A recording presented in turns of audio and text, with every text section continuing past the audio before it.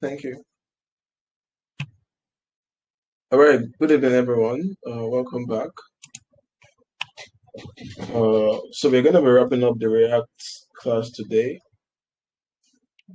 That's our to-do application. Last week we were able to do some, interesting stuffs. We were able to play with API last week. We um,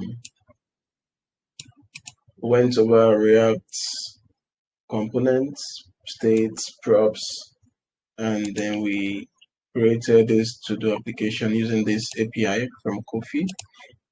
And then we went over React lifecycle methods, React hooks like useEffect. We used useEffect, we used useState, and then we did some basic string manipulations and array manipulation like the filter, which we have right here in the search box.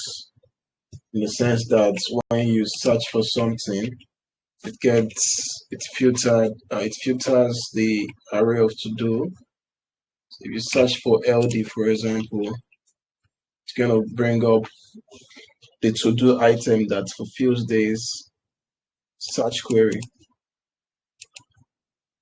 So this is basically just displaying to do that is coming from this API. So today we're going to try to create a to do and make a post request to this API. And then we're going to try and edit a to do and also delete a to do. So let's start with delete. So let's see if we can be able to delete any of these to do items. But before we can do that, we need okay, there's a delete button here. So let's see if we can work with this. So this is coming from the to do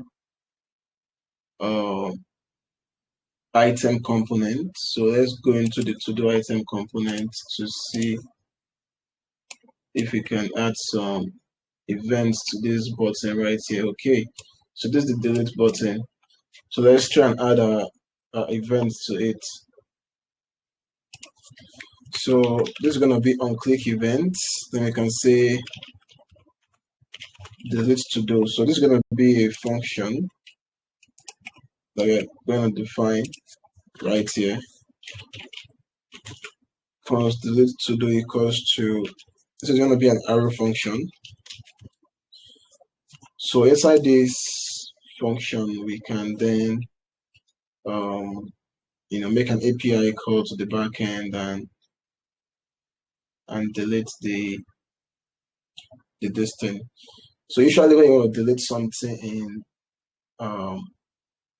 in any application, there's always like a button to confirm if you want to, like, if you still even really delete this item, or we don't have like a button, or should I call it an alert or a message. So we can just use inbuilt JavaScript alert. So let's see how that works. So we can just see when they click on that delete button, we can just ask them using this inbuilt function alert, do you want to delete this item?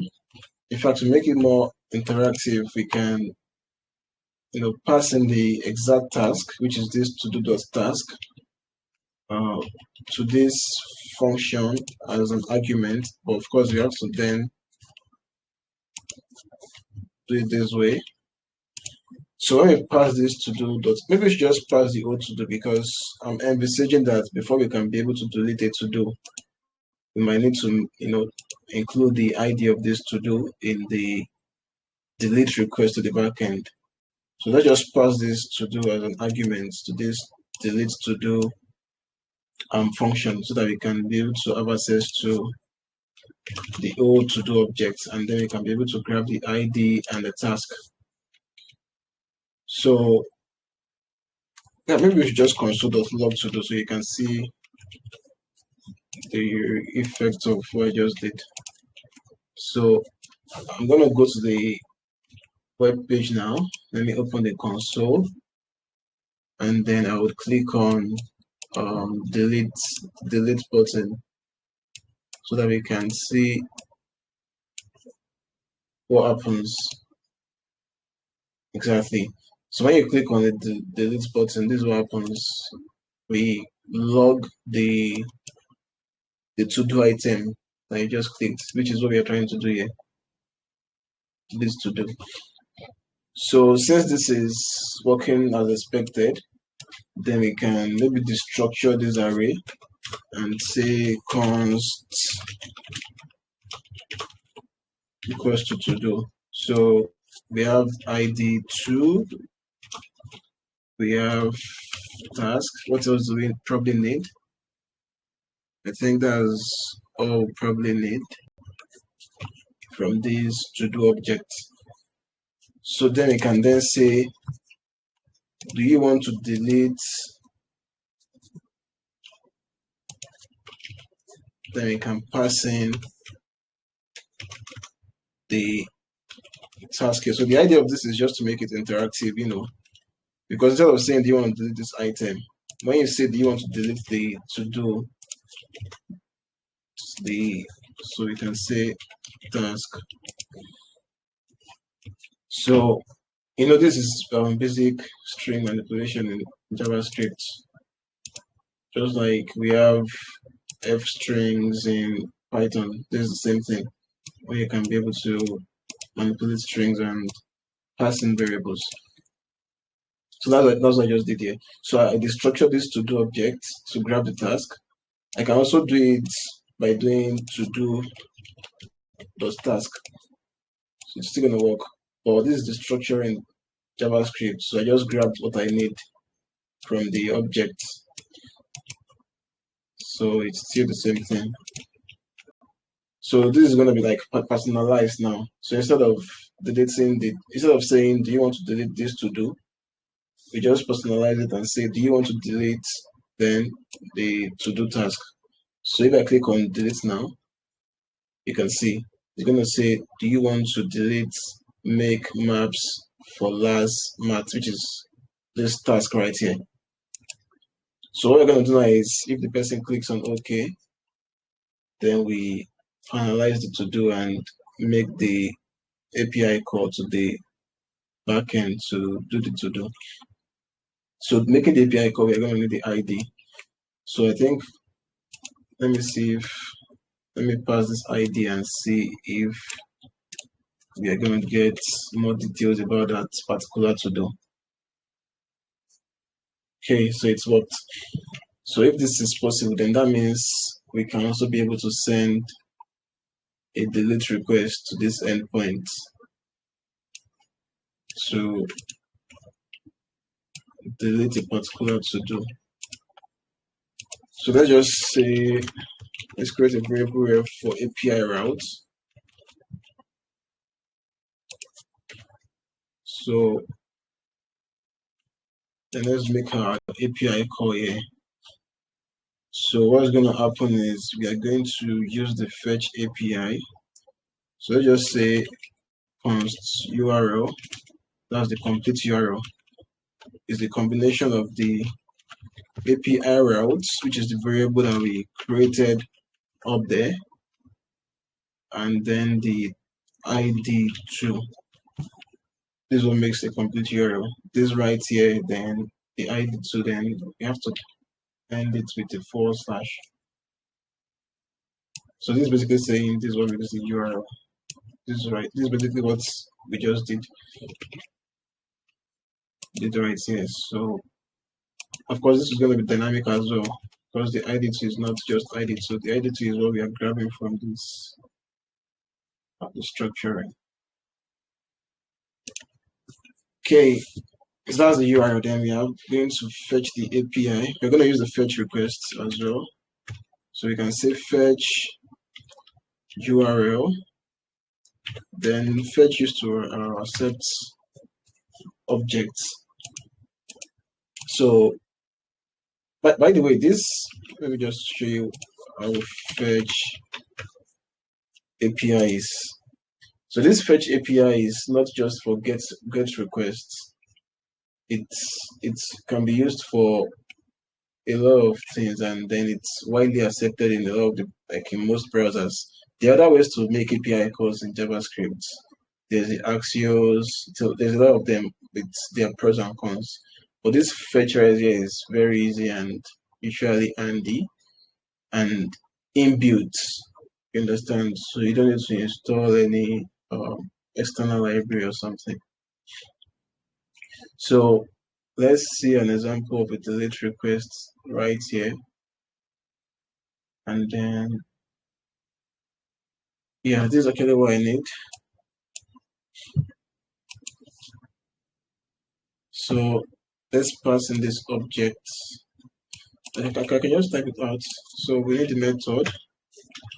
So now for this one is going to be delete.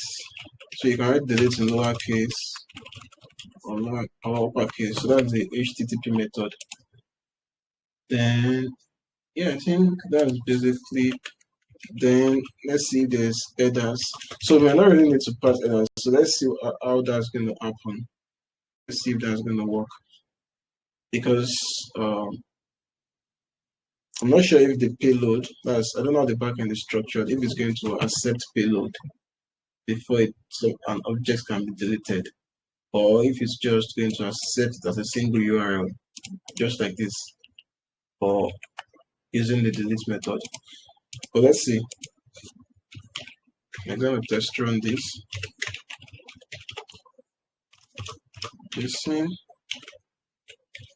Date.10.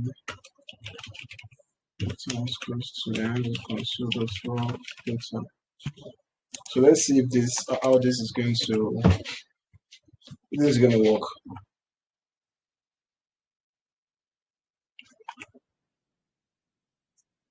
Well, just so this know that it's like API reference, and you can always visit.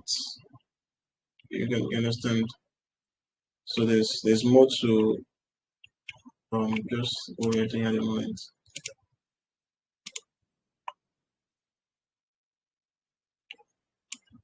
So let's check the network tab and see what's happening on the back end. So this is delete request 204, no contents. So 204 is a good status code, but let me refresh this and see if, oh, it has worked. You notice the task that was here before was not go to restaurant tomorrow evening, it was something else. If I let's test with this, I think this was 6 before, so let's refresh and see. You can see it's now 5. So it's worked. So let's delete that, go to restaurant tomorrow and see if it's going to work again. Let's refresh this. You can see it's now 4. So it's working. So what we just need to do is to make sure that after you have deleted something, we sort of reload this page so that this page can be updated.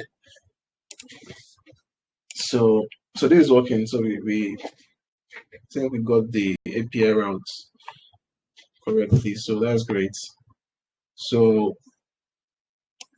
after you're done deleting, what can we do? So this is just a task item. Nothing is really happening here. So that means what we can do is take this. So there's no general state, so we can't really say we want to update the states right now. Where is this coming from? To-do list. So let's assume we do the deleting here, and then we pass the delete function here with the exact to-do. And after we are done passing then we can pass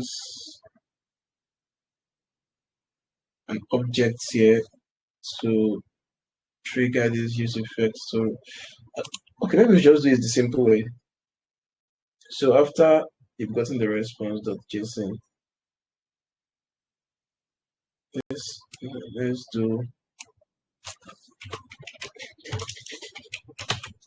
let's do console dot log response. Let's also restore response so that this one will still work. Something I want to figure out here because there are different ways to go about this. So I'm trying to think of the simplest way. And that's what I'm going to use, simplest way. So let me click on delete. So this should throw an error now because you have deleted it earlier.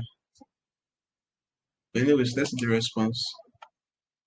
It's for not found. Of course, I expect that because this item has been deleted. Let me just reload so that to leave there. And yeah, so now this one is 204. So what we can now do is if response. So you can also check if, because we also need to notify the user that okay, what you just deleted has been successfully deleted. So we can check if response.status is equals to is in between, so we can say the status is equal to 2. So 200 is okay. 201 is when you create something. I think we discussed this in Django REST framework. Then 204 is no content. So we can say if response.status is equals to 204. Alternatively, you can also save response.ok, because if you notice, okay is true here if your request is successful. Okay should be true. So you can also check that as well. But I usually use the status code. So if this is okay, if this is 204, that means we have a successful response from the backend. That is, the item is successfully deleted. So we can do alerts and say item successfully deleted. Otherwise, we can also do an alert that error deleting an item. Deleting to do item.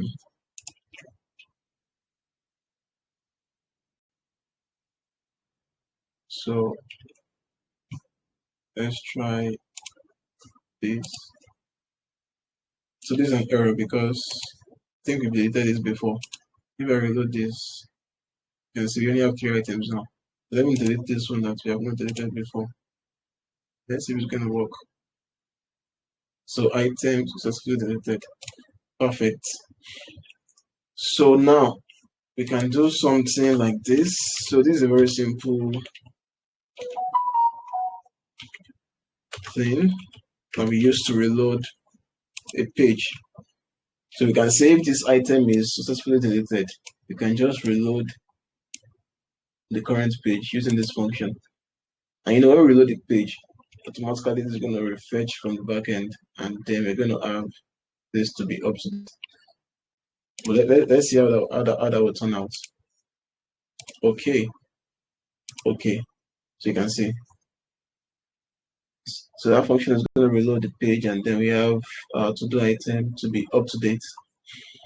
So that's a very handy thing to do. But usually in large applications, you usually have a state that immediately you delete something, the state gets updated without even reloading the application.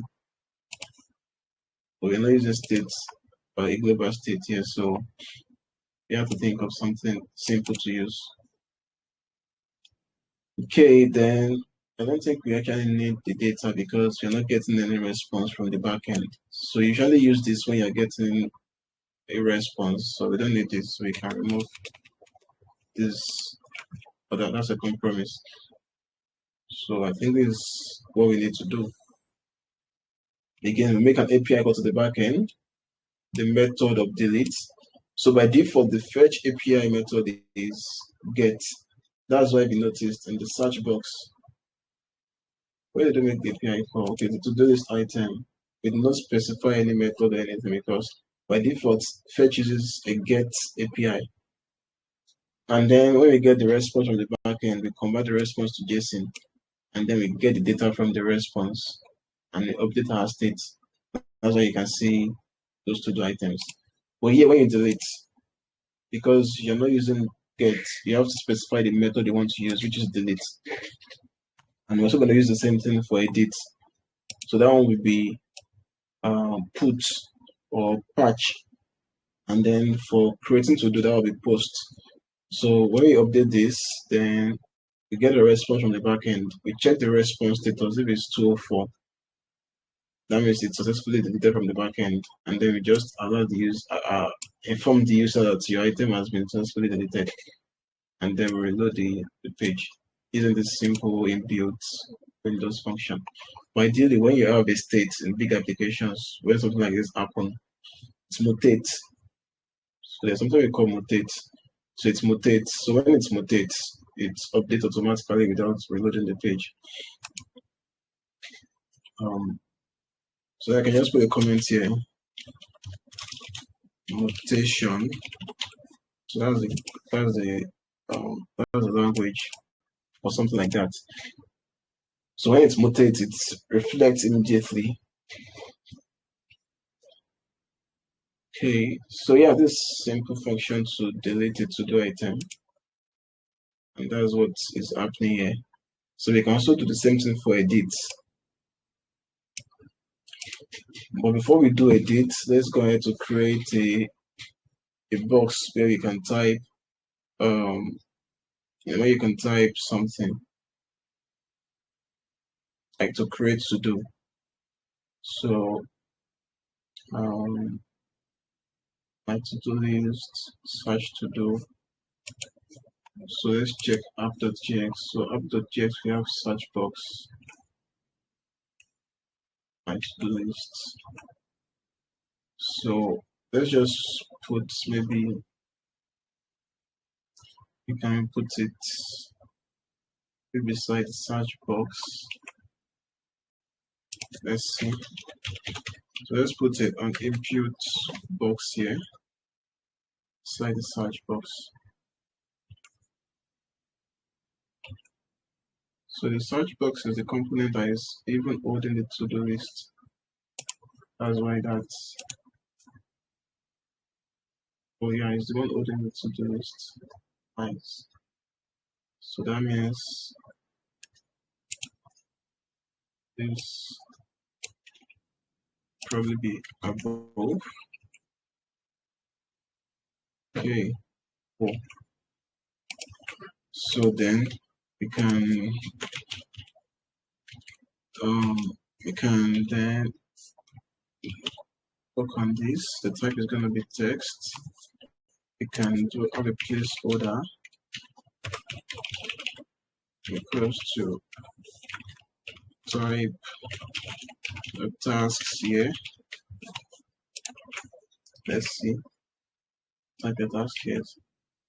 So let's do like inline styling here instead of padding. There's a very simple basic styling here, 10 pixels. So that can be a little bit bigger than it was. And then what else? I don't think we need much styling. So styling is something you can do on your own. It's just basic CSS. Let's focus on the functionality. Let's go to the search box. Let's see the styling of this search box.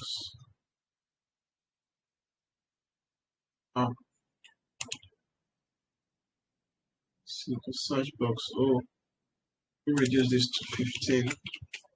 Let's see.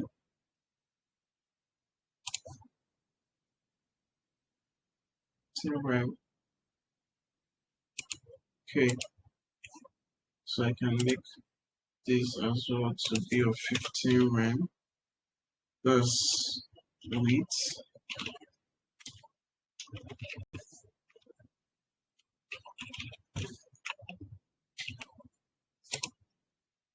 Okay, so I think they are like equal size. But I just put a padding left, or margin this time. Margin, okay, that would be right. Let's say 5 pixels, so there can be some space. Of course, there should be a comma here. A little bit of space in between the two. Okay, so this, I think with this is simple enough. So now we can be able to type our to do here. And because we are typing stuff, so after you're done typing, we need to have a button where you can then press maybe add to do, to add it to do list. You understand? So we can put the button, maybe this place, I don't know. So let's just assume there'll be a button here.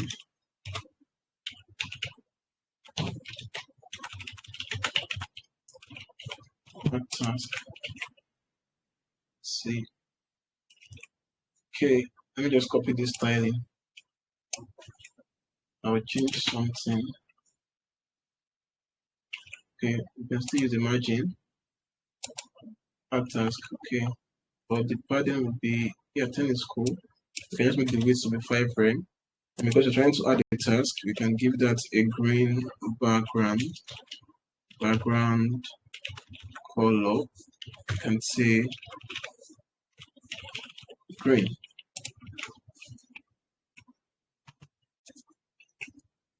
Then we can give the actual color of white.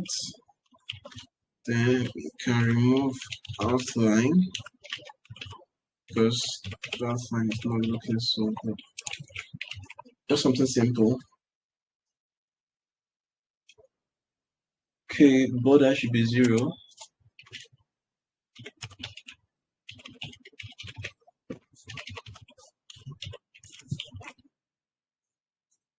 Good.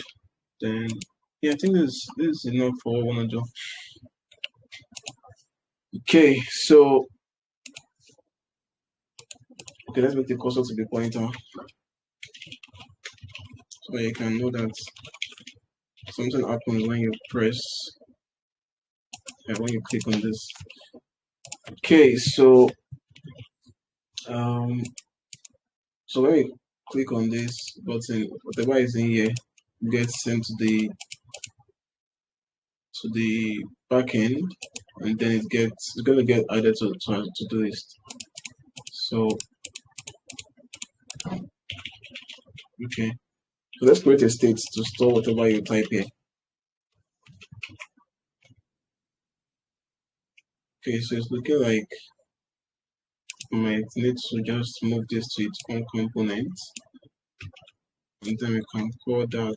But wait, let's wait a little bit. Maybe there's possibility of passing data from here into the search box. We never can tell. So let's implement it first before we restructure the app if it's be needed. So let's just create a simple state here. Const task set task cost to use state. So use states for storing state within the component. So and it's coming from React. So this task is going to be empty by default, empty string, and that will be the value of this input, the task. Then we're going to pass on change that would recreate to do. That's what this is going to be doing. And then we can then create this function right here that creates the to do. Then what we need here is the event, because we need to get the, maybe just say input user inputs. Then we can pass it from here, event, and pass it event dot target dot value. That's the user input. We can also call it value or text. So we can firstly console log it to be sure we are getting what we wanted. So let's go back to our to do and type something here. Type is not working. Why is that? Okay, this is empty string. So what we need to do is to set task. So as you are typing, the to-do input box will be filled with what you're typing. Otherwise, you won't see. Yeah, it's working now. So let me check the console. Okay, here it is. So as you're typing, it's logging. Perfect. So what's gonna happen now is when you're done typing, you can type as long as you want. But when you're done typing, so let me remove this console. So when you're done typing, you have to click on this button, to add the task. So I use the button right here. Let me collapse this.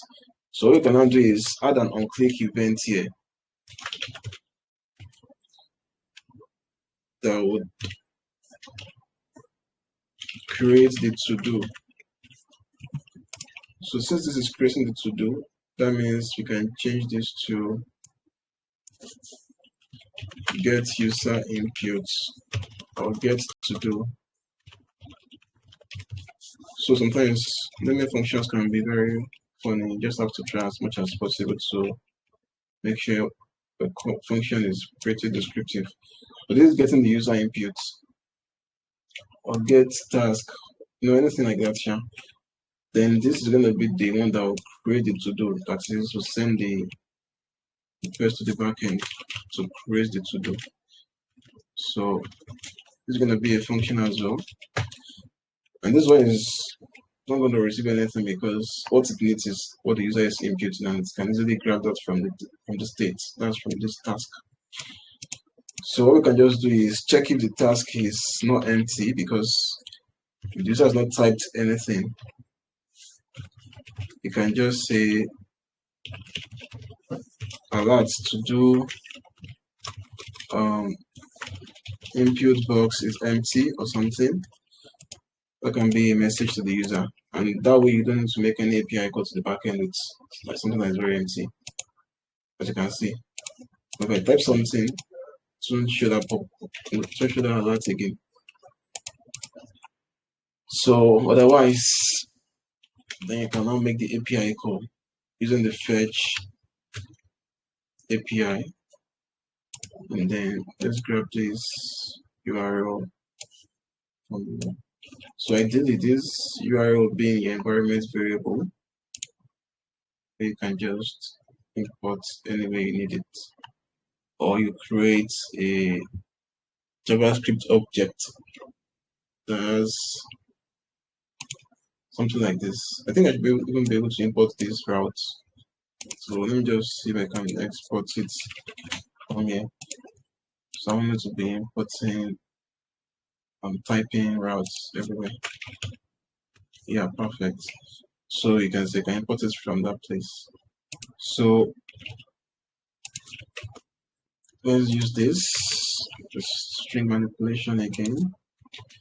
So we are creating to do, right? So that means then we need to do the string manipulation. This is the base URL. This is the endpoint that we send the to do to. So then here we have the method, which will be post, and then something different would be the data, which is going to be the object of the. So that will be the object of the to do that we are sending to the backend. So I don't exactly know structure of the backend, but I'm assuming it's going to be task. So let me just check. So I'm assuming that what the backend needs is only this task. This is automatically created and then completed is by default false. That's what I'm assuming. So let's just send task object to the backend, and then this task object is going to be getting the value from this task in our state. So yeah, then because of the promise, let's get it. Then when you get the response, then you can console.log the response and see if that will work.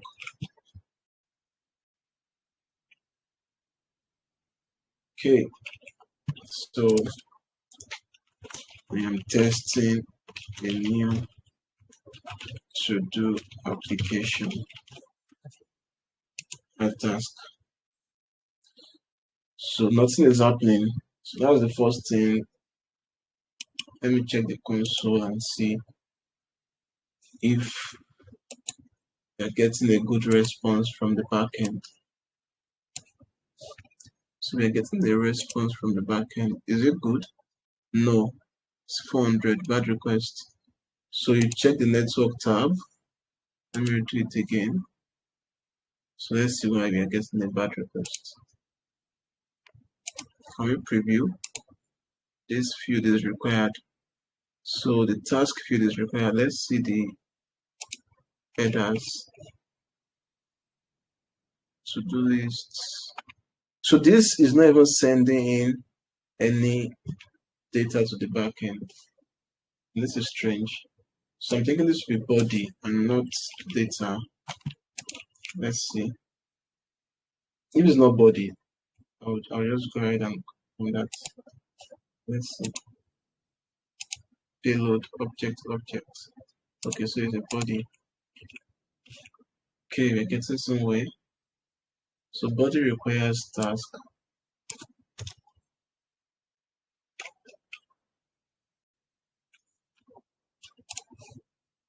Let's see. Getting somewhere.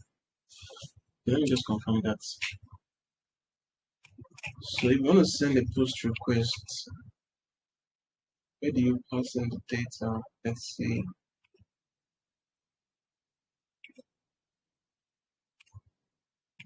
So this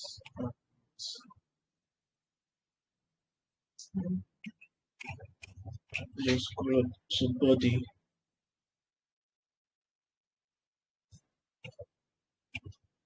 I need to stringify that.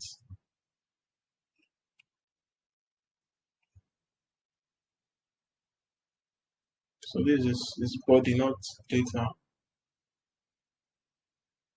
Not data. Okay, let's see. I don't know what's. I think it's all use Python.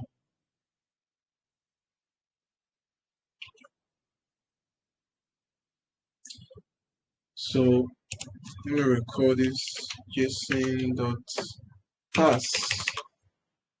Oh, so let's see if we can parse this.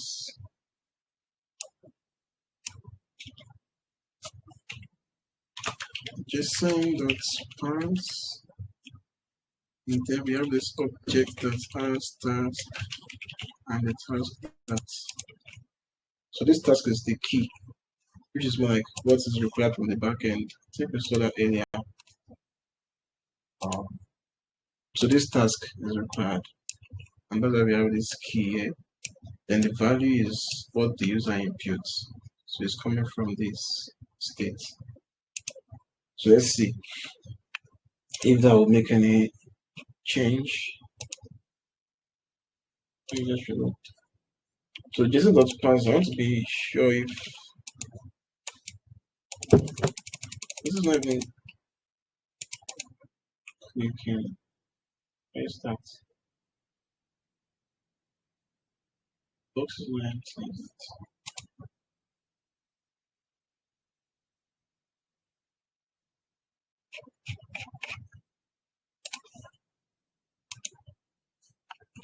Okay. Can I ask something?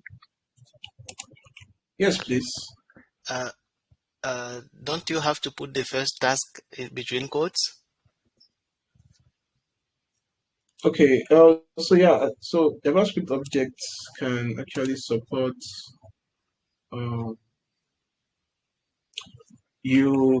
the key. So object is like dictionary in Python where you have key and value. So in JavaScript, the key can be like this, and it Okay. can also be in quotes. But let me just try that, and then let's see. Oh, something is happening here. A response is coming from the back end. So just see if this one is the API call. So let me click on this again. Unsupported media. Oh, so after body, there's this thing called, I think, headers, and this is where you pass in the content. So I think that would be content type, and that's usually application. Not usually application as JSON. It can be anything. But I'll show you where I got that. So you do this a lot when you're making API code. So because the backend receives JSON, where is content type? So yeah, it's under headers. So it accepts a lot of parameters, but so this is the content type. So if your backend accepts XML to be text/XML, but ours is JSON. So, but I don't think that. Let's see anyways. Yeah, experimenting. See if that would make any change. So one is created. Is something created?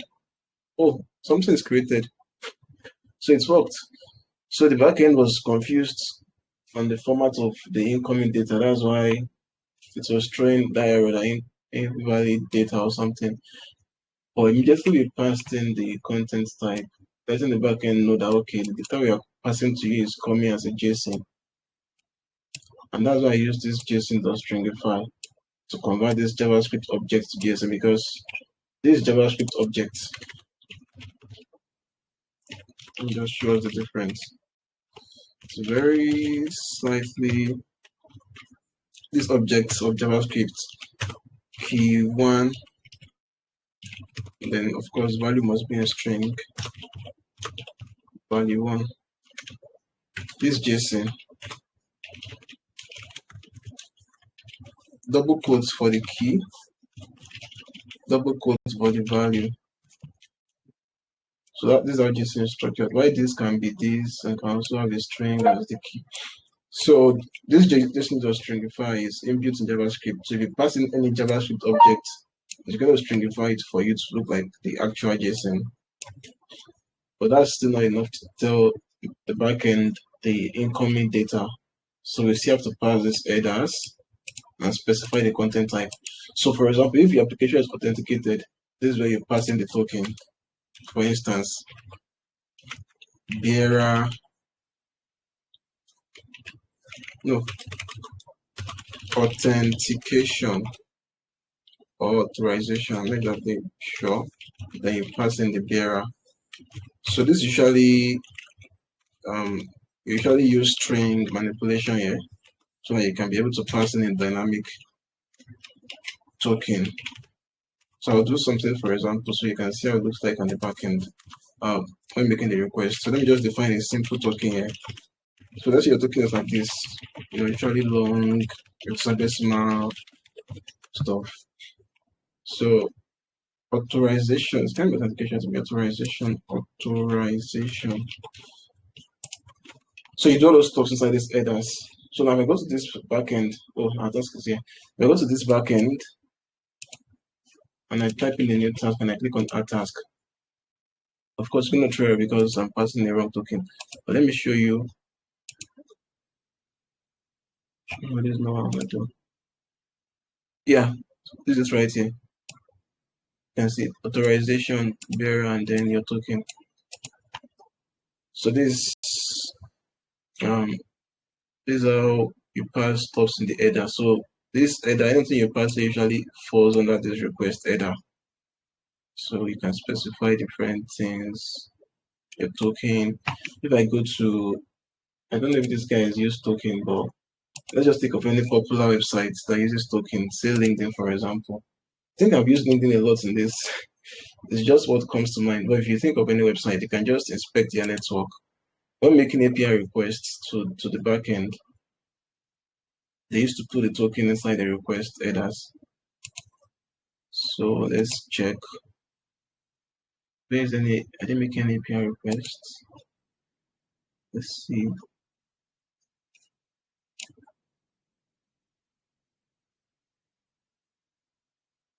know what this is. Track. You can set these stuff here. I don't know, there's a lot of things happening in LinkedIn anyways. But okay, these are responses, not even requests. So this is a request. So you want to get a request, you can also pass cookies. So this is your own content type, application.linkedin.normalized JSON. So I think this is your own content type. While ours is the normal popular application.json. And of course the method is get and this is the scheme. But they are passing cookies and not JSON and not bearer token. And also they're also passing CSRF token. So you can do those pass a lot of stuff from the request header. So yeah, that's just the concept of what just happened in that. So yeah, they're passing cookie and not token. Interesting. So that's by the way. So that's what happened with the content type. So you can pass authorization, you can pass cookies and stuff. But because it's not authenticated, the application, so you can just pass this content type and then we are good to go. And since we are creating, I'm not sure, okay, so the backend is returning a response to us. I think it's returning a response object. So I don't think we want to do anything with the response object anyways. I don't think so. So we don't need to even use this second promise. So maybe what we can just do is to check if it's successful. That's if response dot maybe status. So since this one is creation, that's 201, then we can alert again. We don't need to alert. I don't think we need to alert because it doesn't make sense. What I can just do is to reload the page. So that will reload the page. Then we can alert if there's an error.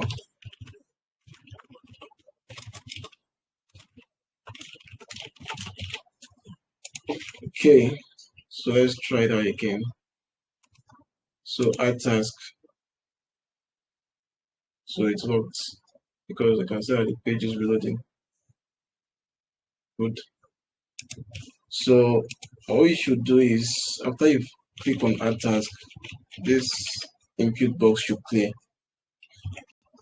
So what you can do is after you click on, okay, let's remove this token. I don't need it. So before you make the API call, you can just set this. Okay, we don't need to. So after you've made the API call and the response is 201, so you can set this task back to be empty like this instead of it still having what you've imputed earlier. So let's comment out this reload first and see that in action. So let's say a real task is created and then we click on add task. You can see that's worked. So that means it has been added. So what is just needed for us is to make sure that this task gets updated right here after it has added, after it has been added. So what we can do is we can do a lot of things. We can do this reload, but I don't think I like the idea of reload. It's not really utilizing the power of React very well. So what we can do is pass this task right here. Maybe we can just create a new variable, say a new state.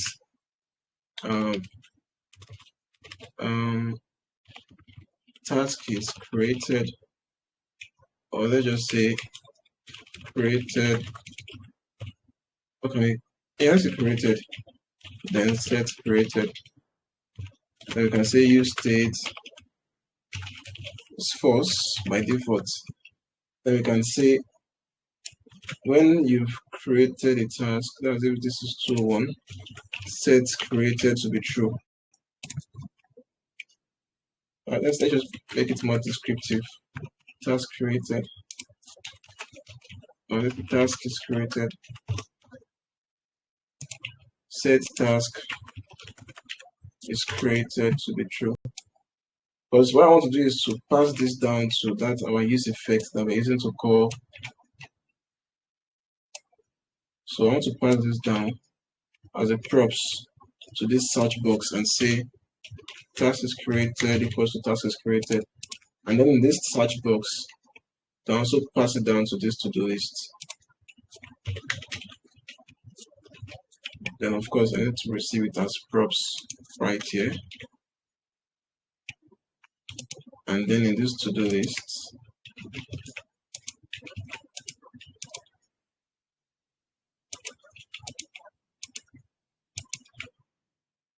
I can then add it to this use effect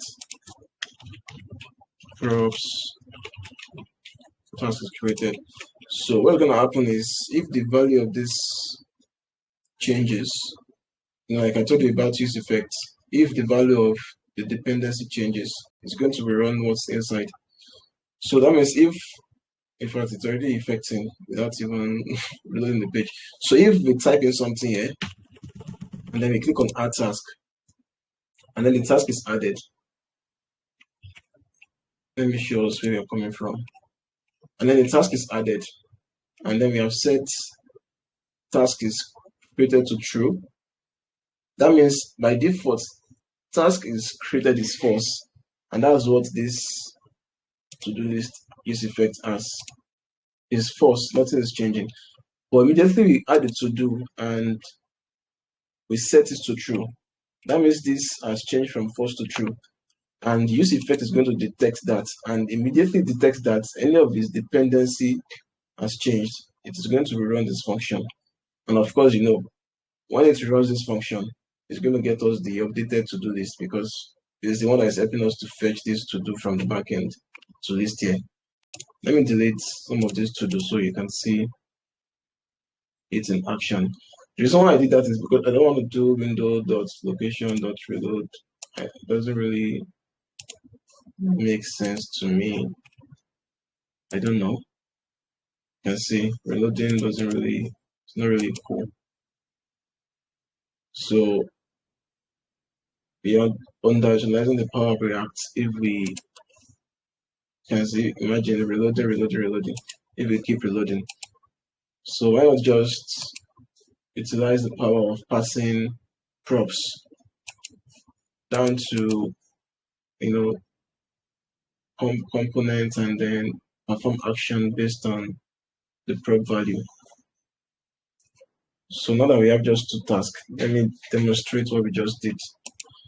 So when we add a new to do and then we click on add task, oh man, this is super fast. It's not even good for me to demonstrate it. So what just happened is when you click on that add to do, you can see I think we even need to change this deleting from reloading and use props as well. So when you add to do, that's what we are doing from this app.js. So I think another thing we can also do is even instead of creating this true or false, we can even still pass this exact task that the user has imputed down to the to-do list. But the difference is just that that one will cause a lot of rendering because the value changes, right? So that's the reason I had to create a new variable. So there are a lot of things that you need to consider when deciding how to pass props. If you decide to pass the task such that when the user input the task, this thing should reload. That will lead to a lot of rendering, and you can't really guarantee that when the user types something, they want to add it as task. They can decide to cancel it. And if you do it that way, immediately you type something, this guy will render and it will keep making API requests to the backend, and that can lead to a lot of requests on our backend, which is something you can avoid. So that's why I had to create a new variable or a new state, which is task is created and set task is created. And this one will only be true when the task is actually created on the backend. That's when you get a response status of 201. Then you set it to true. And that's guarantee that, okay, this to-do list will make another call to the backend when this is true. So it's not like it's making call unnecessarily, making call to the backend only when this is true. So we can also destructure these props. We can say const task is created equals to props, and then we can structure this user input as well.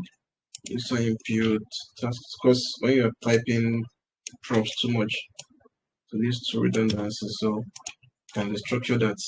You can destructure it here. You can also destructure it within this function like this. That works. So everything is still destructuring. So this is coming from Searchbox. We pass this to Searchbox because we can only access Searchbox from this app.js, which is where we have our to do. We can only access Searchbox from here. You can see we can only access Searchbox from here. That's why I have to pass it to Searchbox because where we need it, which is a to-do list, is a dependent of the Searchbox. So we pass it to Searchbox, and then when we got it from Searchbox, I destructured it here. Then I pass it down to the to-do list where we need it actually.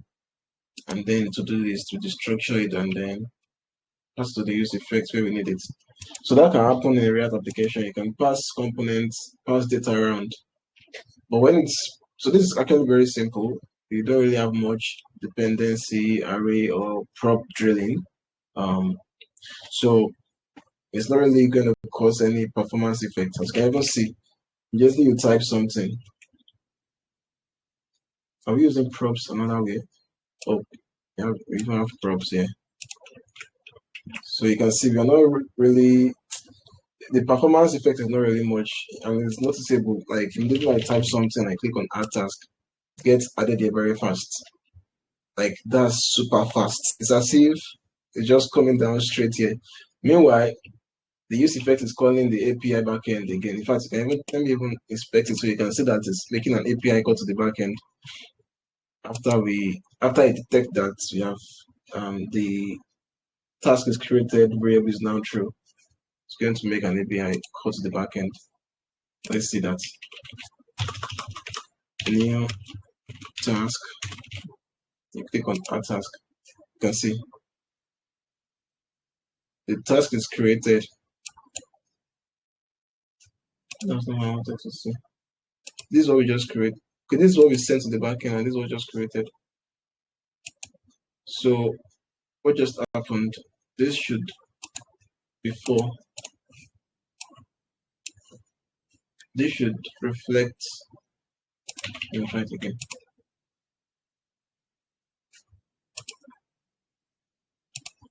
Here an error somewhere. Props. Where did I define props? That's what's causing the error. Where's props? Where's props?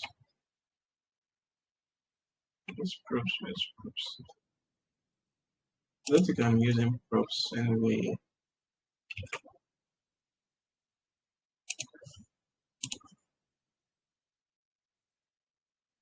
Let me just delete some of this. Subject items. I need to remove the reload. I don't like the way it's reloading. Beyond that, utilizing React when your application keeps reloading. That's why I discussed about having the shadow DOM. That's what React does under the hood. Instead of reloading the DOM yourself, React just updates where you have an update. So we're going to remove that definitely. But let's proceed. So new to do list, then I click on add. I expect to see two API calls. Perfect. The first one, which is the one that we sent from the app.js from here. This function right here, fetch. That's the first one, sent to the backend. And you can check the headers. This is the application.json stuff that we added as the content type. No, okay, this is the response. So this is JUnit. So this is the Django application, obviously. But this is the content type. This is the request header. So this is the content type that we added here, application/JSON. And then we can see the payload that we sent, the task, and what the user typed, which was new to-do list, and then there's a response from the backend. And then the second one got initiated immediately. It get notified that set task created, that is, task is created, is now true, which is the dependent of this use effect. So it's not necessarily supposed to be true. It has to be true if it is false. So far the default value has changed. By default now we gave it to be false. So immediately it became true after we have a successful response from the backend. We set it to true. So immediately it's observed that this value has changed from what was given to it initially. Then it's going to recall this function again. And that's what it's doing by making this API call to the backend for the second time to get it updated to-do items. And then that's why it's added here. So that's very fast, like very, very fast, which is very good. So let's see how we can do the same thing for delete, such that after you are done deleting an item, the use effect makes another call to the backend. So let's get the new items instead of reloading the page. So we are deleting from the to-do item, and delete is the to-do item is a child of to-do list. So it's pretty difficult to pass. It's not even possible to pass a variable from here up the component tree. So what we can do is to move this to deleting function out of this to-do item component, and maybe move it to this to-do list right here, so that we can easily have access to use effects, and then we can pass in the dependency array anywhere we want to pass it. So by default, you can have a big state to do all these, but let's do it as easy as we can. Okay, so let's move this out. Let's move this up.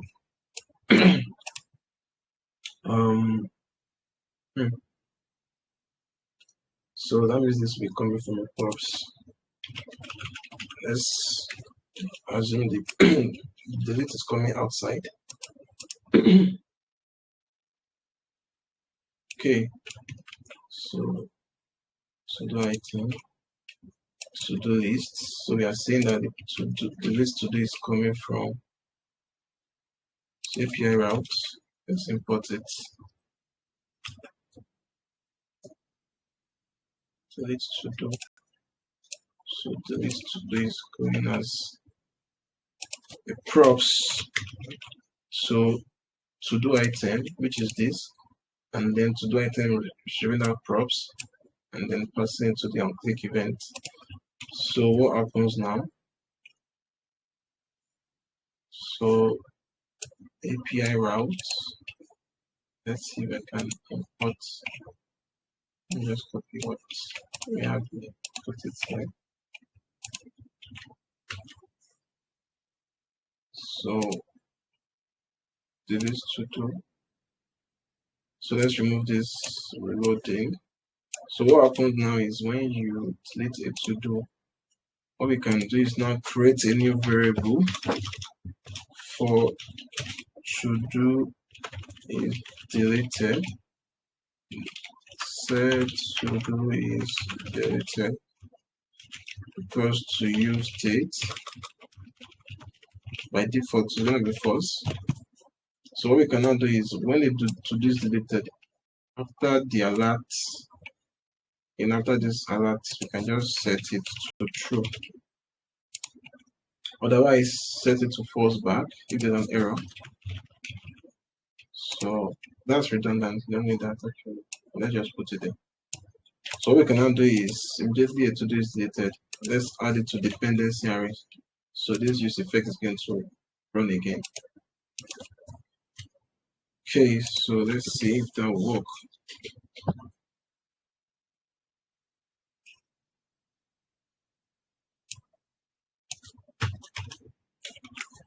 So okay, I think there's an error somewhere. Okay, error. So let me expect. So we should expect two API calls as well when you deleted to do.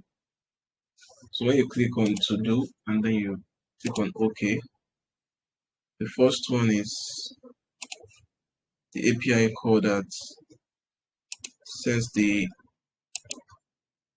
delete request, this one, and it gets no content. And then the second one is the use effect that fetch everything from the back end. And that will just happen there. So this is making sense. So you can create a to-do and then it reflects on this list, like almost at the speed of light.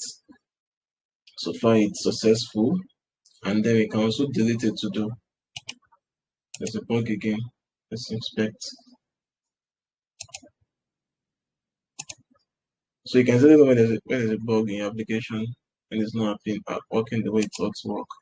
But let's check. How can I test this?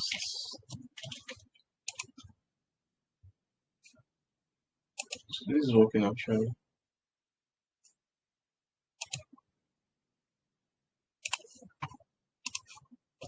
Just reload. So let's delete it to do and let's see the effect. Okay, that one is working. Let me delete one more.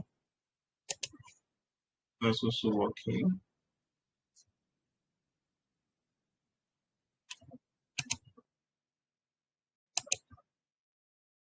Still showing two items.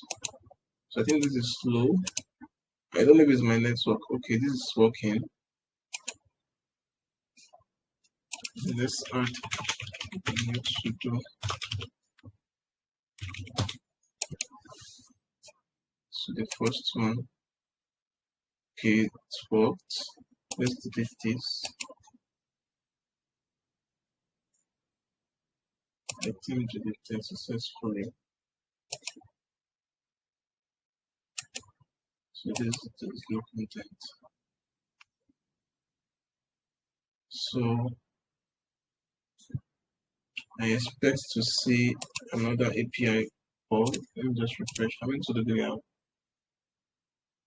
We have one to do, and here is to memory load.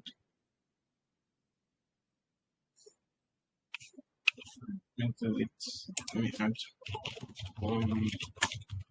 how to detect where this is coming from.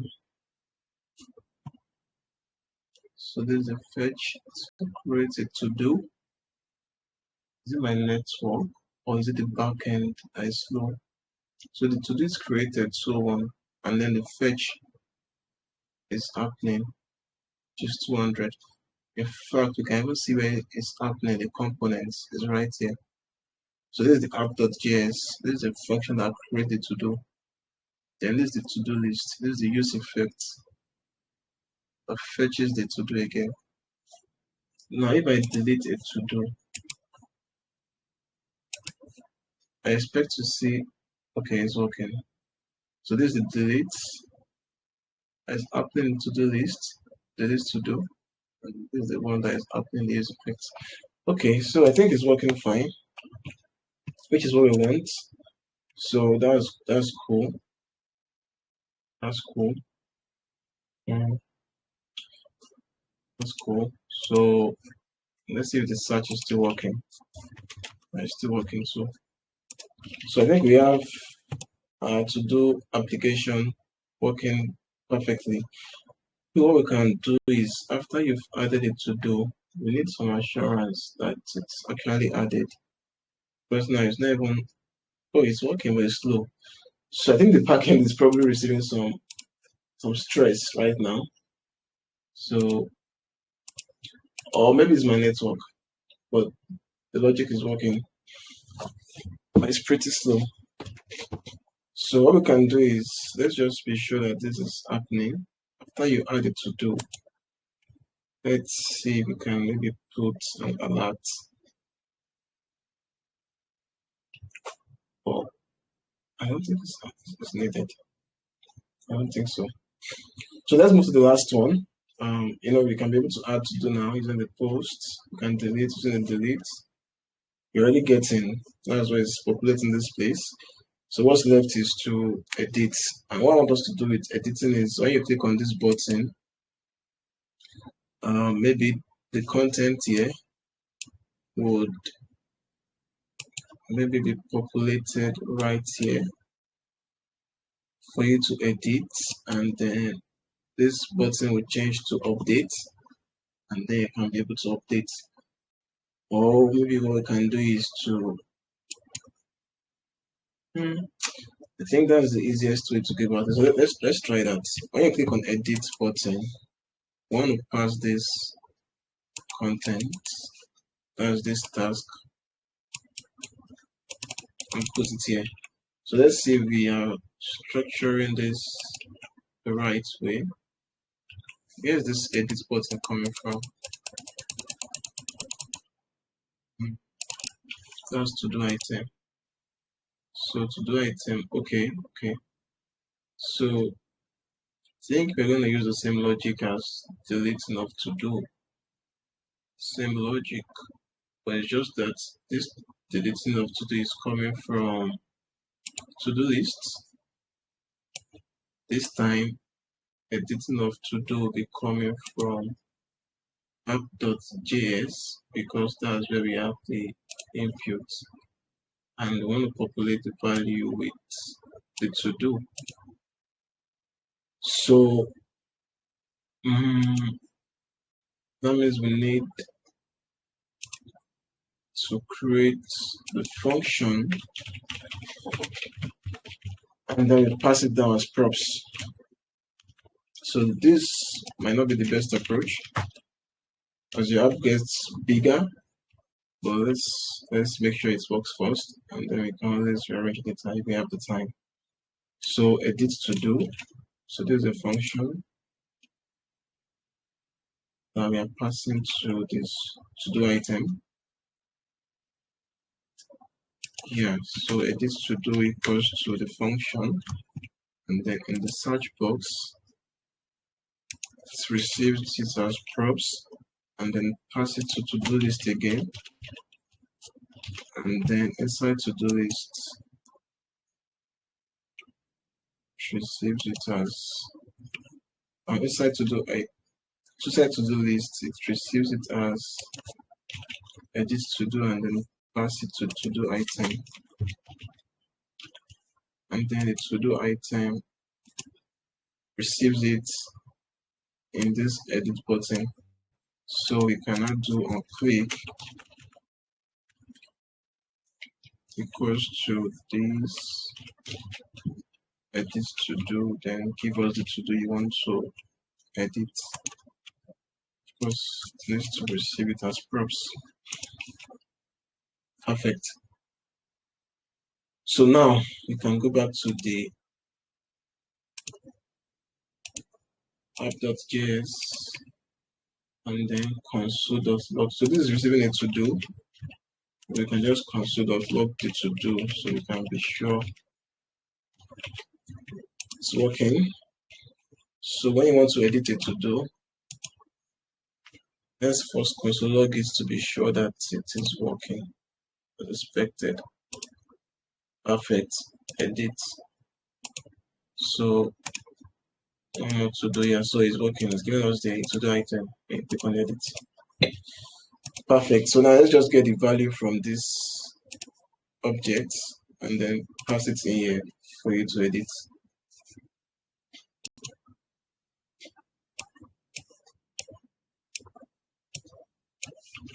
So task is empty by default. So what we can just do is set task with the to do task that you want to edit. So if I click edit now, it's going to set task with the task you want to edit. If I click on this, it's going to set to the task you want to edit. So you can also add more, of course. So what we can do is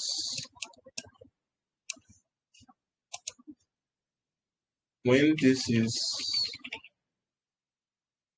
updated with existing content, what we can do is maybe change this to update And how can we know if you're adding a task or not?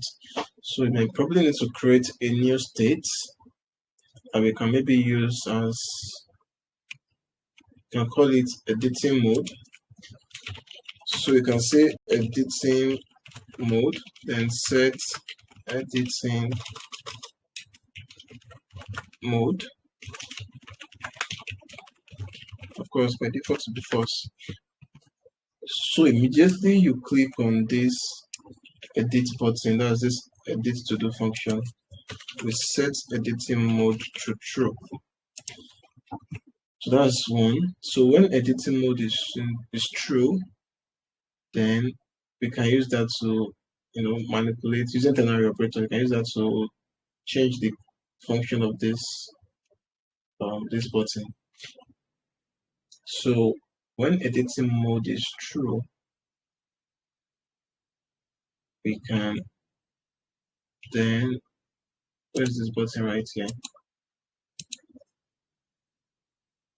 Add task.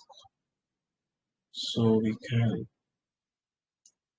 actually use the same button. I'm thinking if we should use the same button or use different buttons. Let's see, let's try different buttons first.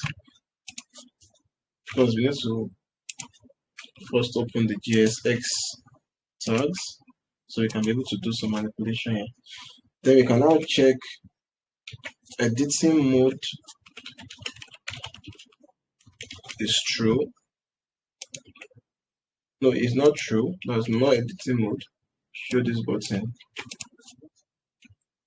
Otherwise, show this button.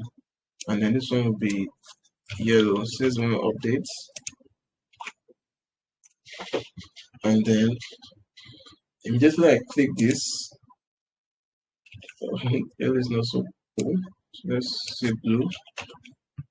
And then we can change this to edit task. So just open there is just to check if editing mode is true. If it's not true, that's why we have this here. Use the default button that we have, which is to add task. But if it's true, use this button with the blue background. And that's what happens when you click on this. So that's the first thing. So how do we clear, how do we leave this editing mode? So we also need to probably create another button to cancel edit or to stop editing mode. So that way we can turn editing mode back to false. So there's no UI that we are following. So it's we are doing this on the fly. But usually there's a UI UX that you're following for design. So that way you can know how most of these buttons work. But let's just keep on brainstorming and doing this on the fly. So let's see, we want to do the edits first before we can even think of canceling edits. So what let's do is click on edits. I'm going to click on edits, we update this, and then this change to edit task. So what we want to do now is to grab whatever the user has inputted. So where's the input box? So we have this edit button, which is edit task. So we can say update to do. So when the button is clicked, we want to update to do. So let me just copy this and paste it, and then change this to update to do. So what we need now is the task ID, and we are getting that from here. So update to do would be getting the, so when you set the editing mode, we are setting the task with the to-do.task. So we need the ID of the task. So you can create another state, because update and delete requires ID. That's how the backend can know what to update and what not to update. So you can just set to be empty string for now. So when you toggle on editing mode, we're going to set the ID with the todo.id2.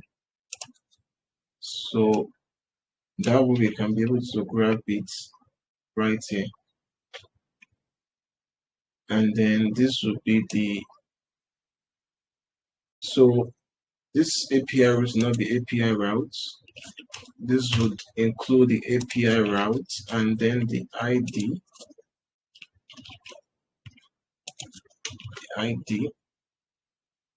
and then the ID2, and then the forward slash. Is the ID2, probably to do ID. What do you call it? To do ID. Okay, small custom. Okay, so this thing translates to this long URL then with the ID. So this would be patch, and then the body be the task, and then the task. So that still remains the same. So since we are updating, I'm not sure if it's going to be 200 or 201. So we can just do if response.ok. So if the response is okay, empty the to-do list, set task is created to true. You can still retain this anyways, so that the use effects can also refresh the updated item from the backend. So we can still use that. So yeah, I think I can try this and see if it's gonna work. So one more to do. This is what one I did.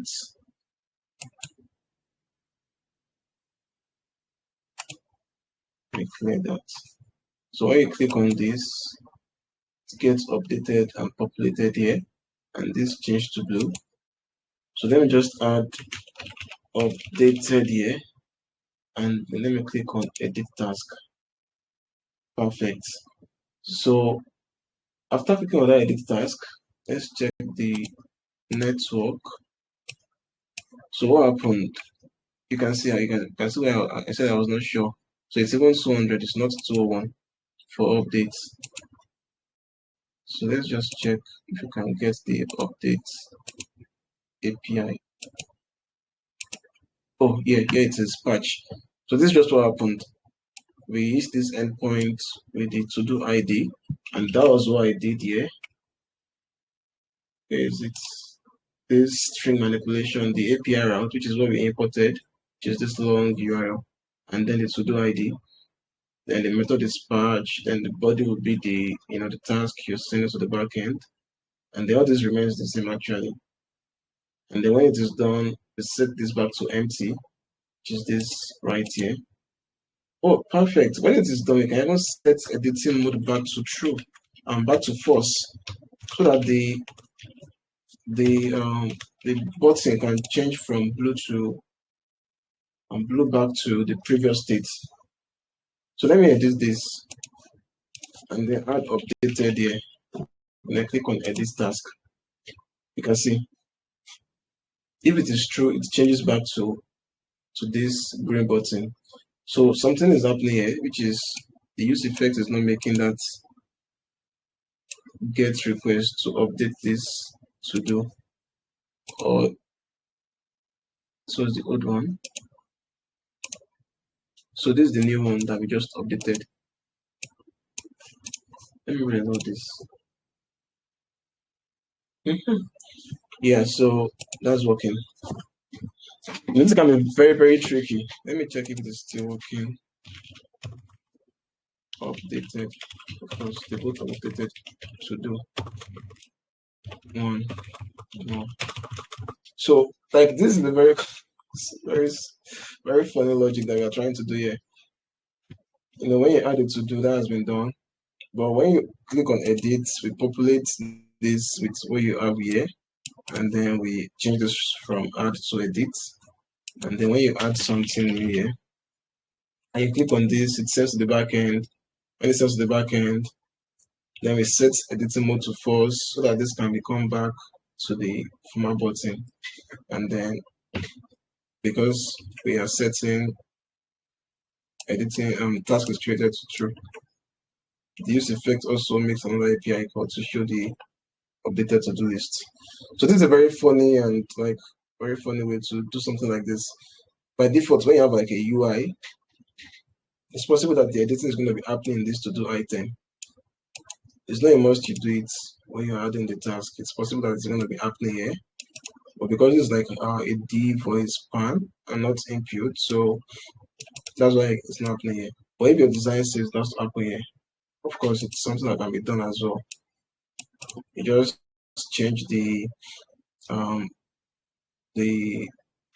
the item from maybe if the input is disabled by default, you just enable it and then you can update. So that's just simple way to edit the to-do list. What else is missing? Search is working, adding of task is working. Let's add a new task just to check if that's still working. So adding of task is working, but if you notice, this use effect is it's not, I don't know, it's not as fast as I want it to be. So there are a lot of reasons that can cause that. There's a lot of things that can cause that. One can be the way we are passing props around. Another can be my network. So it can be a lot of reasons. Or optimization can always come down the line when the main logic is working already.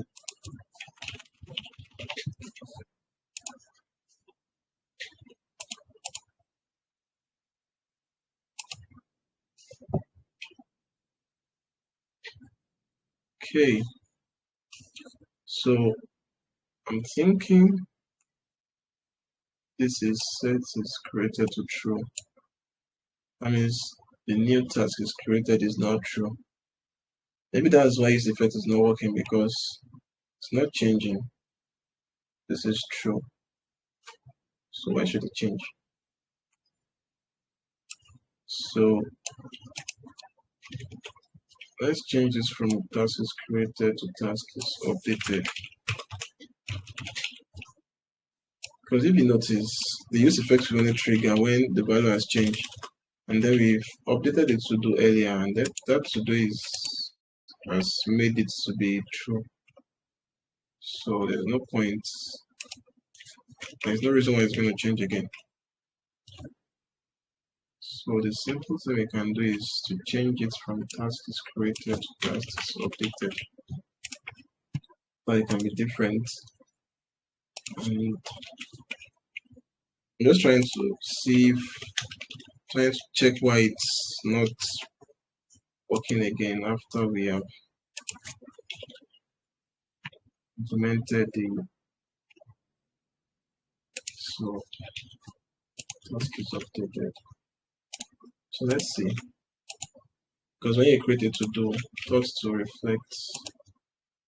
Let's see. So new to-do after updating use effect. Let's add it. So that's why you can see this react can be very funny, but you just enjoy it when you keep working on it. Just something just gets clearer. Let me delete this. Perfect. So I think everything is working as expected now. So what we just need to do is, there are a lot of things you can still do. One of them is you binding your to-do to a button. And now we are clicking on I said button, keyboard event. Now we are clicking on this add task. What you can do is to do it such that when you type something, you press enter, it gets added to the task. So they are like, this React is very flexible. You can do as many things as you want. So, but what I want us to show us is how to do CRUD operations with React, and that's what I think we've been able to achieve. You can delete, you can add, you can edit. Another thing we can probably also do is update the status of this to-do to be completed or not completed, because this editing is just doing this So there's an error somewhere that let me reload. Okay, so we have deleted that to the previous day and then it's not. So that is not really interesting. So what we can do is maybe have a checkbox somewhere that's when you click on that checkbox to update the task of this to do, and maybe it's just crosses it or underline it or something, or change the color of this container to gray. You can also do that. And I think we can do that in the to-do item easily, like very easily. So it's still going to be API calls anyways, and I think we can use this function to do that. So let me just copy this function and then go to the to-do item. So beside, I can even put the checkbox task. So I don't even know where we can put it. But let's just assume there's a checkbox somewhere here, maybe before the edit and delete button. So I think checkbox are usually input with the type to be checkbox.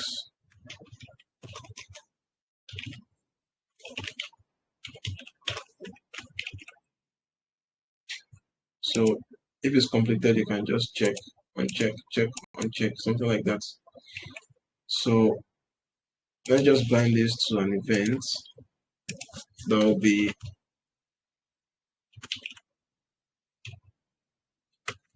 so those checkbox uses on click. Let's confirm that. So on click, what happens when you click it? Let's pass in the event to the update status. So I want to name the function update status.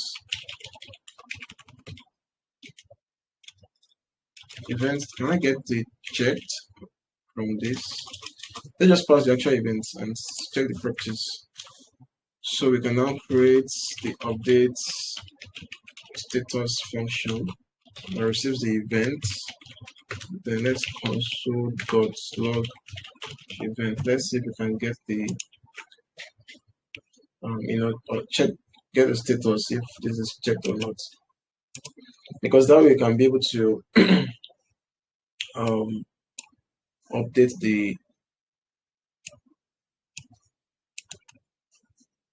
the state. So let me check this.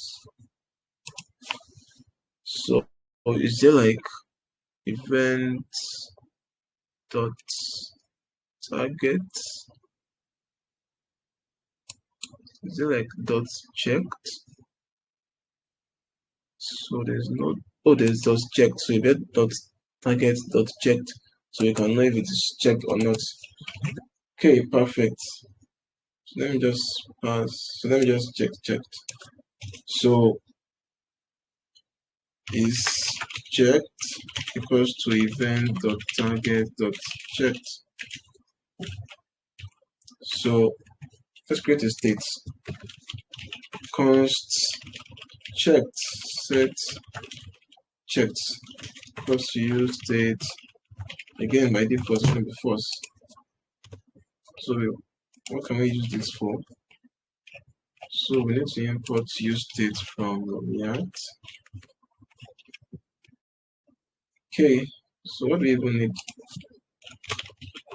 this state for? Okay, so we wanted to maybe cross out when it is checked. So I think that's what we need it for. So this task should be crossed out. So what can we do? So we want to cross out this task or change the background. So the class to do item.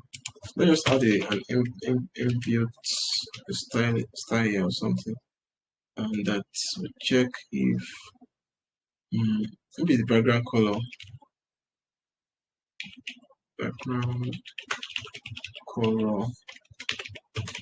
So we use that string operator here again. So let's make the background color to be none by default. So if checked, make the background color to be green, otherwise none. Let's see if that will work. So, okay.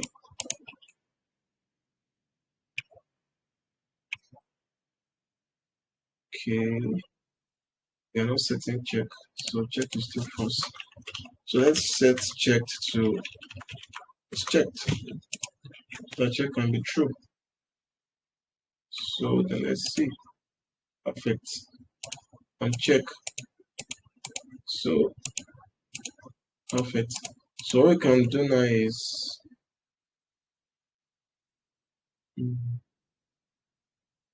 so if check is green, otherwise make it none. So it's checked. Set checked. So not is checked. Let's see. Let me reload this. So come in. Set checked to event.target.checked. Yeah, that's checked. So if we check this, then when we uncheck, this becomes false. This becomes false. Check becomes false. And then, so why is this still in green? Anyways, that's by the way. Let's not spend much time on that.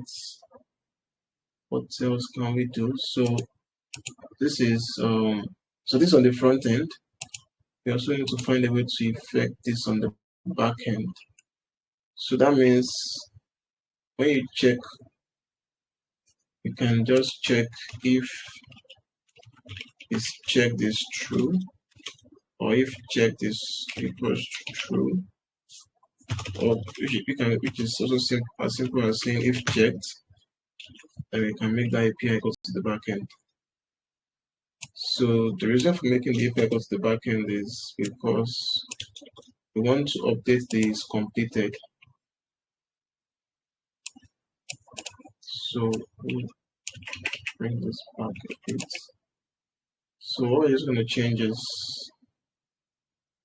again, we need the ID of the to-do, so we can just grab that easily from here. To-do.id2.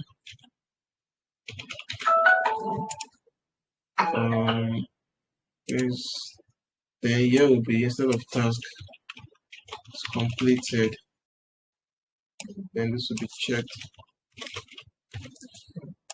So then this are not needed.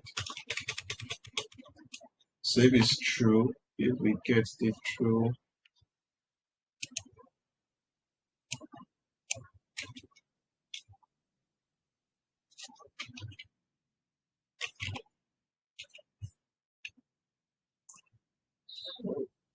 so okay, so so all these ones are not supposed to be here. So if we check the backend and make it completely true, that means this button right here, this checkbox button, the value can be dependent on the is checked, because so that can always be checked if, for example, it's already checked from the backend, and then no, the value will be based on is completed. That's to do dot completed. Let me reload this. So we're going to try and update, check a to do item. And after we are done checking that to do item, we are going to reload the page to see if check that is if the to do dot completed would influence this. So let me check this. Let's inspect the. So this background of green, I don't think I like it, so I can remove it. Okay. What I want to make sure happens is to make sure this. Okay, so Let's see. That is false. Completed is false. Okay. Let me check this. No API call is happening because type checkbox config this status from status. So even this state. So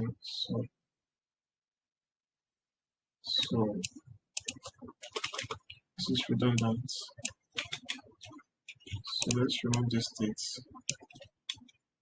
Can basically get it from the event of stackers.checked. So if checked, as if the checking is true, take the backend. Okay, it's not is completed. It's simply completed. So say error of ATM status. Okay, so let's see. Let me clear this. So when I check it to do, so this is going to the backend. Completed is now true. Perfect. So let me reload. So when I reload, I expect this to be checked. So value. So does this thing is completed the right? Yeah, completed is the right to do.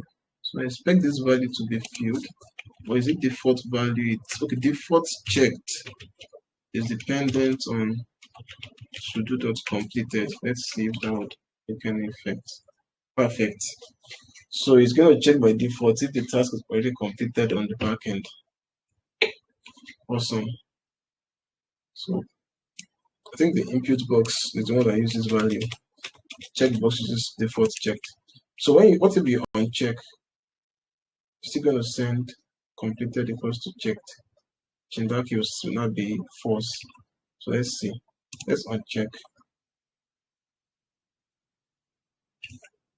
So I'm doing if checked. So instead of doing if checked, I can just leave it open. If anything happens, either checked or checked, make the API go to the backend and update the status of the to-do item. So let's see. If I check, update the backend, make this to be true, make clear this. If I uncheck, update the backend, make it to be false back. Perfect. So to-do status is working. So this check and uncheck they are both working, which is very interesting. So what you can just probably do now is when you check a task, I might want to show the effect here. So that maybe background color or cross the task to be checked might be something that you might want to do. And if you are thinking of doing that, then you will need a state. You need an internal state for this component so that you can just check if this is this, cross this task, and otherwise don't cross the task. So I think this is a lot. This is a lot to digest. But this is just tips of an iceberg. There's a lot more you can do with React.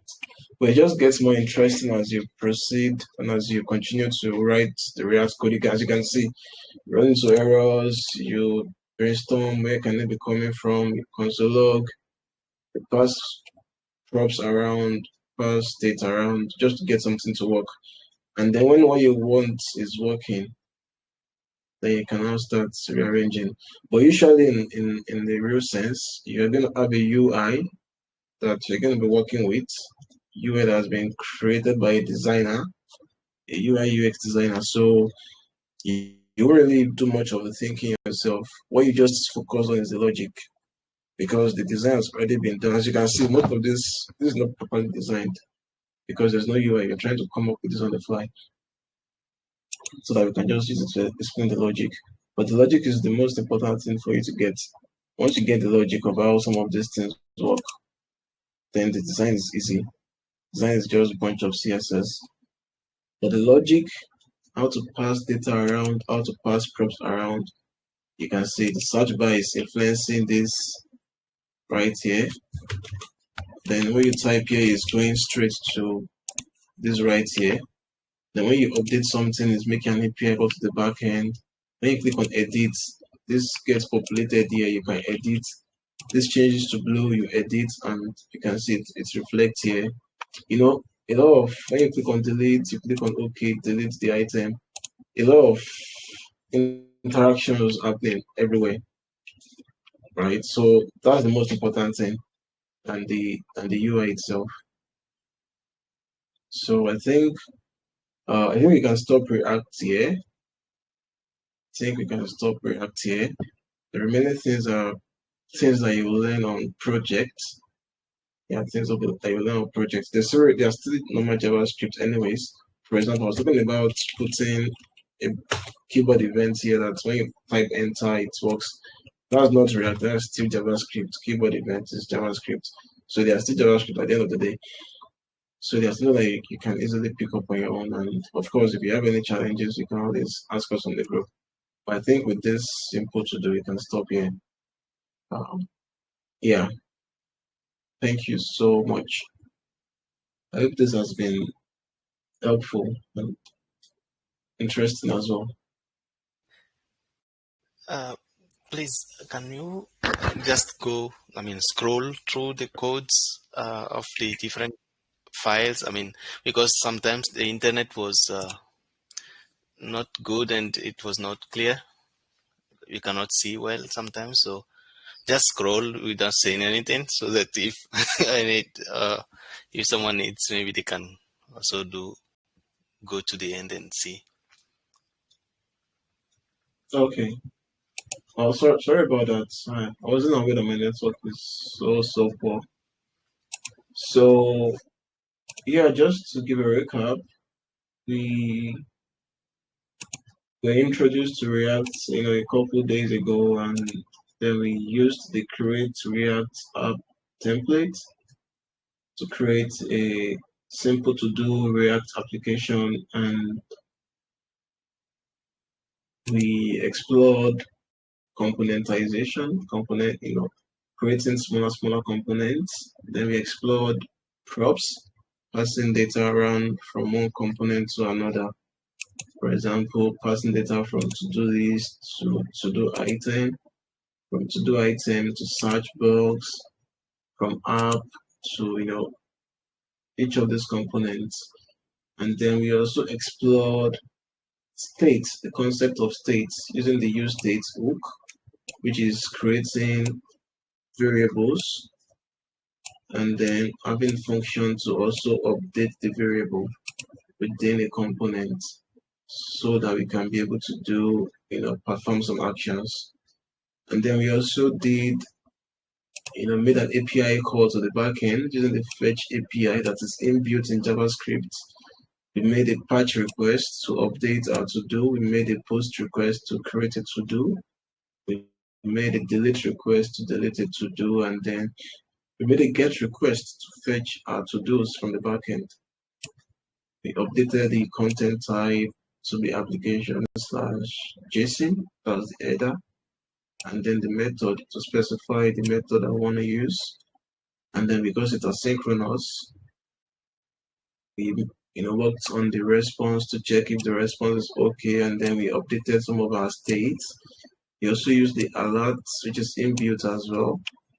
And then we also checked how ternary operator looks like in action, which is conditionally rendering some HTML components or some HTML elements based on what we are currently working on based on a user action.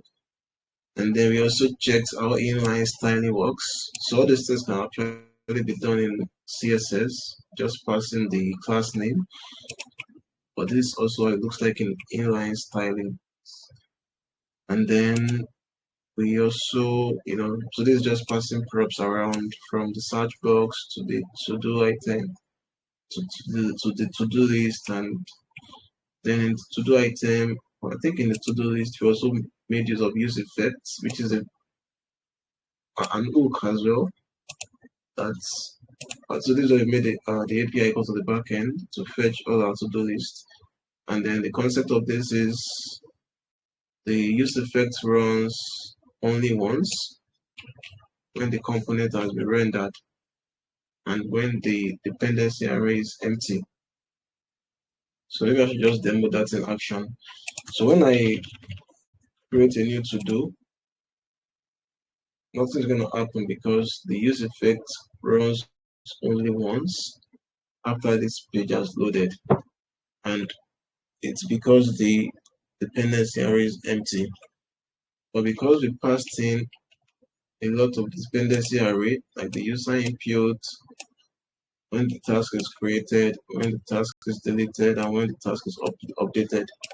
So if any of these variable changes, it's going to rerun the use effect, as you can see here. And what's in the use effect? The function that we fetch in the backend to get all our to-do lists. So if any of these changes, it reruns this API equal to the backend to get all our to-do lists. And when it gets all our to-do lists, we have an internal variable here, which is an array. So when it gets all our to-do lists, we just updated that state with the response from the backend. And then what we are doing with this state is we are basically filtering it and then mapping through it, which is looping through it. And then we pass the individual to-do into this to-do item component, which we then render in this box right here. So this is basically what we've been able to achieve so far. And of course, there's more to React, but it gets interesting when you work on it yourself and when you work on projects, when you actually experience, when you have to do a lot of thinking. And that's why I wanted this not to be already prepared, because I could easily prepare the code base to be ready, the UI to be ready and everything, but you won't really know how some of these things work. So that's why I wanted it to be more like a freestyle, so you can experience how it looks like when you're actually coding something from scratch. Sometimes you face bugs, you check documentation, you check console, you just sometimes you even do some thinking, which is something that we have been doing. I think we changed the location of a function. I think this deletes to do function from maybe the app.js, and then we brought it here so that we can be able to access this, and then you can move things around. You can brainstorm on the efficient ways to do stuff. There are definitely rooms for improvement in this application. We can still move things around, still make things better. But because it's a very simple application, so we are more like interested in getting the whole concept of React, and let's focus on performance for now, because this is just a very simple application. But when you understand React, how it works, and as time goes on, then you start getting advanced, and then you start making some decisions that will have performance in mind, so that your application will not be too slow, and stuff like that. So yeah, I think that's basically what we were able to do. And if there will be anything left to do, I think it would be the deployment of this application, and it's something that you can also do easily with Heroku or even GitHub pages. I've deployed in GitHub pages before, and then you can also deploy on Netlify. So I think Netlify is probably the simplest, in a way you can just log in or create an account, and what you just need to do is to push your code to GitHub. And when you push your code to GitHub, just log into Netlify and authenticate on Netlify, and then you can be able to deploy your application. So I think this is Netlify. This is how Netlify looks like. So you can see the longer I use Netlify. So there are resources for this already easily online. So I don't think I need to, because the deployment of front end is subjective. You can decide to deploy anywhere. You can decide to deploy on, like it's pretty flexible compared to back end. For front end, you can deploy on GitHub, you can deploy on Netlify, you can even deploy on Heroku, you can deploy on even Vercel. So Vercel is like one of the recent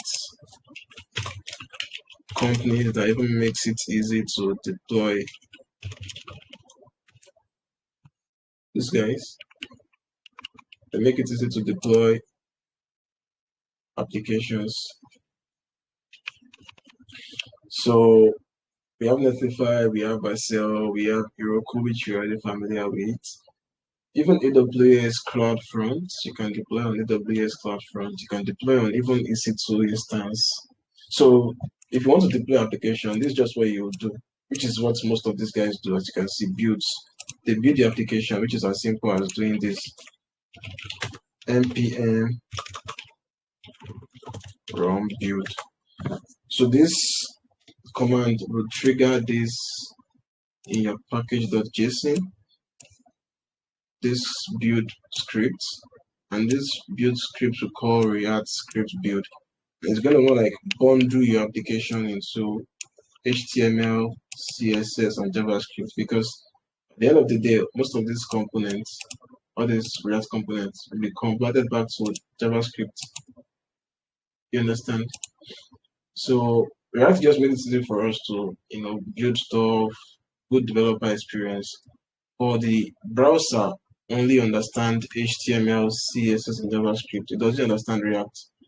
So that's why most of these platforms like Heroku, Vercel, Netlify, and the likes, they have this command there by default, so that when you push your code, they just run it for you.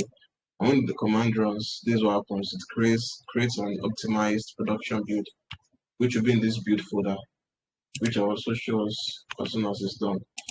So by default, all you have in the public will move to the build folder, and then it's going to create new files like the index, which is going to be minified, as you can see, and then all your CSS will be in the static, and all your JS, you can see, minified,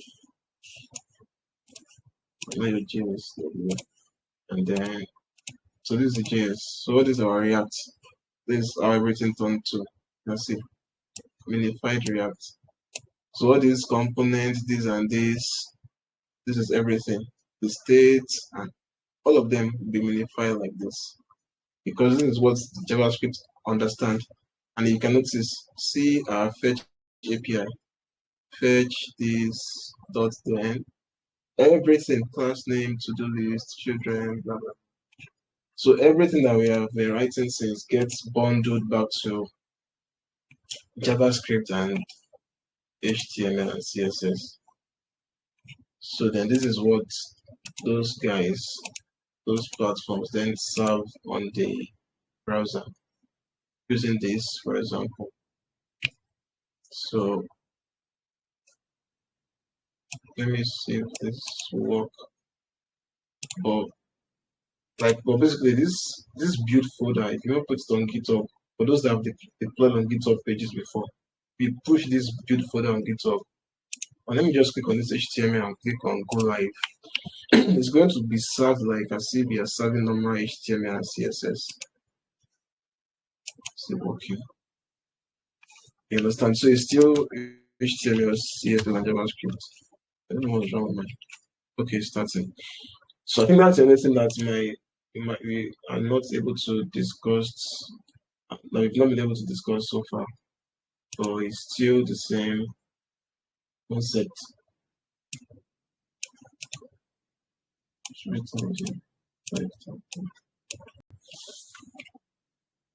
Let's see.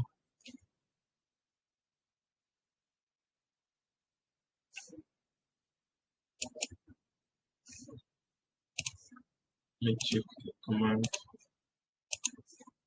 Okay, I can run it. So you can run it with live server, then come. So I think this guy gave us some suggestions. Let's see.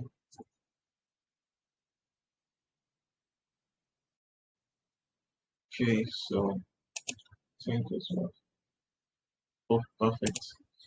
So this is the built version. This is different from what we have. Let's see. So this is faster. No wonder. So this is the built version. It's different from as you can see, it's different from the one we do when we do npm run start. So that one is development. This one is like production version. And what is happening here is coming from this folder. So let me just delete this. So this is like there's a lot of interesting things to learn, which you learn down the line. There's a lot of interesting things happening under the hood. A lot of interesting things. So imagine all this code, all this components and everything still coming back to the build folder. So you can see how the code it's very scary codes. Verify the version of your components, like some complex stuff. So a lot of work is going into JavaScript and the web in general. So these are things that you get exposed to as you advance on this React journey.